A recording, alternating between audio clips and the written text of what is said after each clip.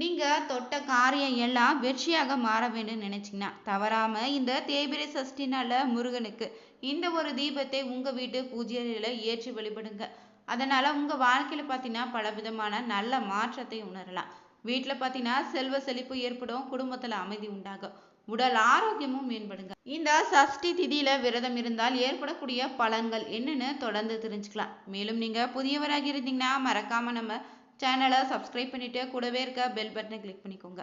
நீங்க தனிப்பட்ட முறையிலும் உங்க ஜாதகத்தை பார்ப்பதாக இருந்தீங்கன்னா ஜாதகத்துல தெளிவான பதிவையும் பரிகாரத்தையும் பெற்றுக்கொள்ள நீங்க வீடியோல டிஸ்கிரிப்ஷன்ல கொடுத்துருக்க நம்பருக்கு மறக்காம கால் பண்ணி தெரிஞ்சுக்கோங்க. வாங்க நண்பர்களே, வீடியோக்குள்ள போகலாம். சஷ்டியில இருந்தாலே அகப்பையில குழந்தை பாக்கியம் கிடைக்குன்னு சொல்லுவாங்க. அதனால பார்த்தீங்கன்னா பலருமே முருகப்பெருமானுக்கு விரதம் இருந்து வழிபடுவீங்க. நீங்க விரதத்திலே பார்த்தீங்கன்னா சஷ்டி விரதம் ரொம்ப சிறப்பாக இருக்கு. ஏன்னா திதிகள்ல 6வது திதி தான் முருகப்பெருமானுக்கு உரியதாக இருக்குதுங்க. அதனால பார்த்தீங்கன்னா இந்த நாள உங்களுடைய குறை எதுவாக இருந்தாலும் முருகனிடம் மனதார வேண்டிக் கொண்டாலே அது நிச்சயம் சரியாகும். மேலும் இந்த நாளை எப்படி விரதம் இருந்து வழிபடுவதுன்னு தொடர்ந்து தெரிஞ்சுக்கலாம். சஷ்டினா முருகப்பெருமானுக்கு உரியதுன்னு சொல்லுவோம். அதே போல முருகப்பெருமானுக்கு வார விரதம், நட்சத்திர விரதம், திதி விரதம்னு 3 வகையான விரதங்கள் இருக்குதுங்க. வார விரதம்னா வாரந்தோறும் வரக்கூடிய செவ்வாய்க்கிழமையில விரதம் இருப்பது. நட்சத்திர விரதம்னா பார்த்தீங்கன்னா முருகனுக்கு உரிய கிருத்திகை நட்சத்திர நாட்கள்ல விரதம் இருப்பது. திதினா சஷ்டி திதிங்க. இதுல வளர்பிறை சஷ்டி, தேய்பிறை சஷ்டின்னு மாதத்துல 2 சஷ்டி தினங்கள் வருது.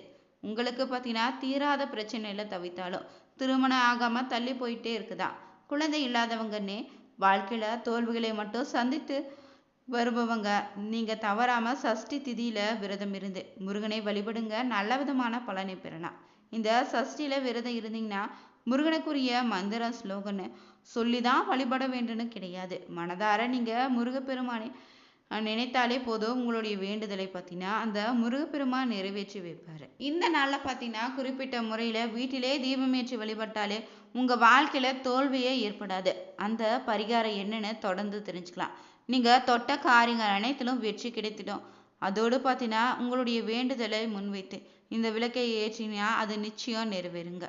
இதற்கு என்ன செய்யணும்னு பார்த்தீங்கன்னா இந்த தேய்பிறை சஷ்டி 10ஆம் தேதி அமைந்திருக்கு. இந்த நாள்ல அதிகாலை எழுந்து நீராடிட்டு வீட்டு பூஜை அறையில முருகனுடைய படம் இல்லைன்னா விக்கிரகத்தை எடுத்துக்கோங்க. சுத்தம் செய்துட்டு அலங்கரித்து வைத்து பூக்களால் அலங்காரம் செய்திடுங்க. பிறகு பார்த்தீங்கன்னா இந்த படத்திற்கு முன்னாடியே நீங்க 2 வாழைப்பழங்களை ஒரு சிறிய தட்டுல எடுத்து வச்சுட்டு அந்த வாழைப்பழத்தினுடைய மத்தியில பார்த்தீங்கன்னா சிறியதாக குழி போல ஏற்படுத்தி அதுல சிறிதளவு நெய் விட்டு திரி போட்டு தீபம் ஏற்றி வழிபடணும்.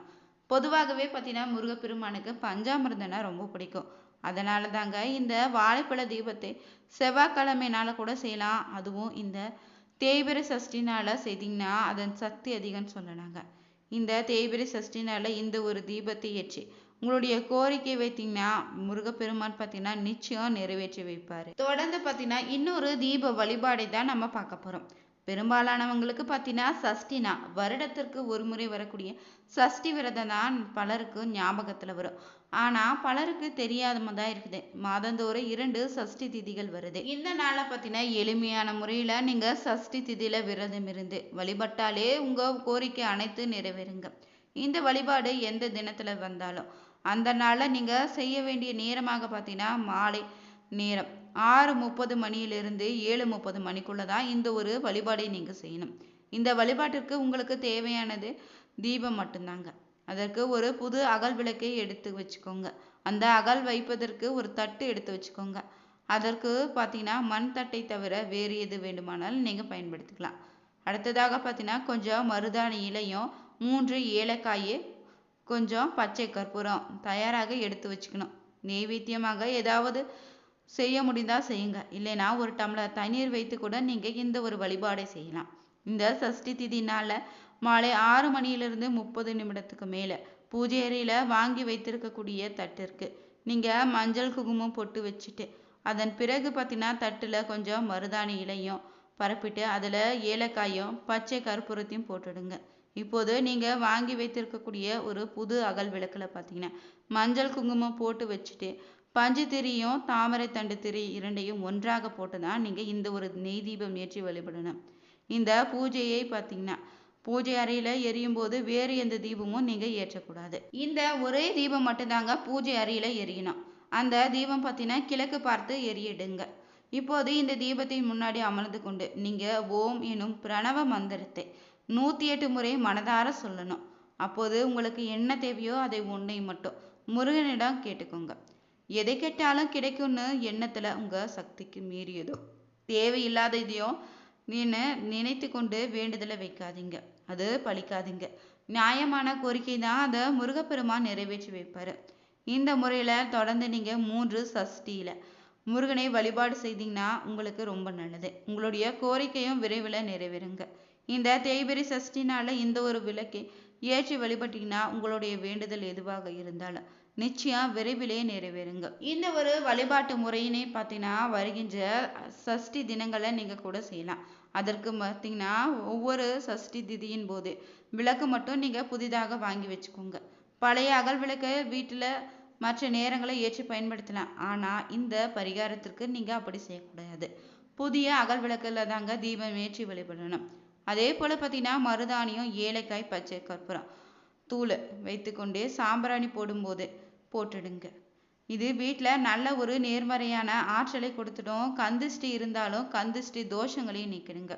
முருகனை வழிபட பார்த்தீங்கன்னா சஷ்டி உகந்த நாளாக அமைந்திருக்கு. அதிலும் இந்த தேய்பிறை சஷ்டி பார்த்தீங்கன்னா நிறையவே விசேஷமான பலனை தருங்க.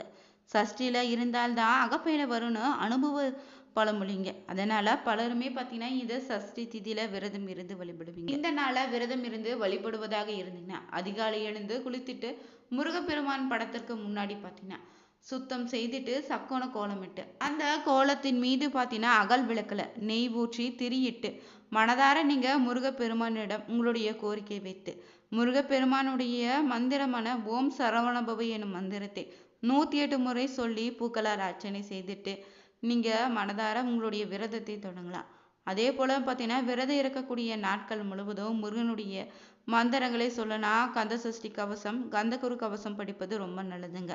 விரதத்தை நிறைவு செய்யும் போது பார்த்தீங்கன்னா அருகில் இருக்கக்கூடிய முருகன் ஆலயத்திற்கு சென்று அங்கு தீபம் ஏற்றி வழிபட்ட பிறகு நீங்க விரதத்தை நிறைவு செய்துக்கலாம்.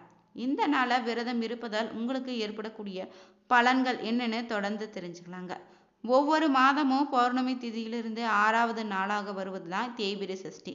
இந்த திருநாள குழந்தை செல்வதற்காக ஏங்கி காத்திருக்கக்கூடிய பெண்கள் நீங்க விரதம் இருந்து முருகப்பெருமானை மனமுருகி பிரார்த்தனை செய்துட்டு மனமும் உடலும் இருக்கக்கூடிய குறைபாடு நீங்கி குழந்தை பாக்கியம் உங்களுக்கு கிடைத்திடுங்க.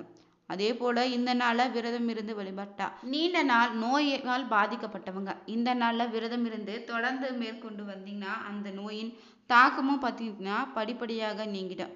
இத்தோடு நீடித்த பார்த்தீங்கன்னா உடல் ஆரோக்கியம் மேம்படும். முருகப்பெருமானுக்கு உரிய இந்த தேய்பிறை சஷ்டி நாள விரதம் இருந்து வழிபட்டீங்கன்னா உங்க வாழ்க்கையில பார்த்தீங்கன்னா நீடித்த செல்வத்தையும் வெற்றியும் நீங்க பெறலாம். இந்த நாள்ல பார்த்தீங்கன்னா வீடுகள்ல அதிகாலை எழுந்து நீராடிட்டு பூஜை அறையில இருக்கக்கூடிய முருகன் படத்துக்கு முன்னாடி தீப தூபங்களை காட்டிட்டு பால் பழம் நெய்வேத்தியம் செய்திடுங்க. உணவை தவிர்த்து பூஜை அறையில கந்த சஷ்டி கவசம் முருகனுடைய துதிப்பாடல்கள்னு கந்தகுரு கவசம் படிக்கலாம். வேலை காரணமாக இந்த நாள வெளியில செல்ல வேண்டியவங்களாக இருந்தீங்கன்னா உடல் வேலையில ஈடுபட்டாலும் மனதுல முருகனுடைய மந்திரத்தை ஜபித்தபடியே நீங்க பணியை செய்யலாங்க. புலால் உணவுகளையும் போதை வாஸ்துகளையும் இந்த நாள தவிர்த்துக்கோங்க. மனதுல தீய எண்ணங்களோ கடுமையான உணர்ச்சிகளோ இந்த நாள்ல இருக்கக்கூடாது. அதே போல உடல்நிலை சரியில்லாதவங்க இந்த நாள்ல ஒருவேளை மட்டும் உணவு எடுத்துக்கொண்டு கூட நீங்க விரதம் இருக்கலாம். குடும்பத்துல துன்பங்கள் இருந்தா விலகி ஓடிடும். வேலை வாய்ப்பு கடன் தொல்லைகள் முழுவதுமாக நீங்கிடுங்க. முழு நாளும் உபவாசம் இருக்க இயலன்னா இந்த நாள்ல காலையில 6 மிளகையும் 6 கை நீரையும் முதல் உணவாக நீங்க எடுத்துக்கோங்க. இந்த முறையில தொடர்ந்து விரதம் இருந்து வழிபட்டா முருகப்பெருமானுடைய அருளால மேலான செல்வத்தையும் வெற்றியும் நீங்க பெறலாம். சஷ்டி விரதம் இருந்து முருகனுடைய திருவருள் நிச்சயம் உங்களுக்கு கிடைத்திடுங்க. இந்த நாள விரதம் இருந்து வழிபடுவதால் பார்த்தீங்கன்னா உங்க வாழ்க்கையில இருக்கக்கூடிய கஷ்டங்களும் துன்பங்களும் நீங்கிடும். மன அமைதி கிடைத்திடுங்க. நினைத்த காரியங்கள் அனைத்தும் நிறைவேறும். உங்க வாழ்க்கையில செல்வ வளமும் பெருகும். கடன்கள் குறைய தொடங்கும். இந்த நாள்ல தவறாம பார்த்தீங்கன்னா முருகப்பெருமானுக்கு 2 வாழைப்பழங்களை கொண்டு எளிய முறையில நெய் ஊற்றி தீபமேற்றி வழிபட்டாலே உங்களுடைய கோரிக்கை எதுவாக இருந்தாலும் நிச்சயம் நிறைவேறுங்க. இந்த வீடியோ ரொம்பவே பயனுள்ளதாக இருந்திருக்கும். உங்களுக்கு இந்த வீடியோ பிடிச்சிருந்தா மறக்காம ஓம் முருகா போற்றி எனும் மந்திரத்தை கமெண்ட் பாக்ஸ்ல பதிவிடுங்க. வீடியோ பிடிச்சிருந்தா லைக் பண்ணுங்க, ஷேர் பண்ணுங்க, கமெண்ட் பண்ணுங்க. மறக்காம நம்ம சேனலை சப்ஸ்கிரைப் பண்ணிக்கோங்க. அனைவருக்கும் நன்றி நண்பர்களே.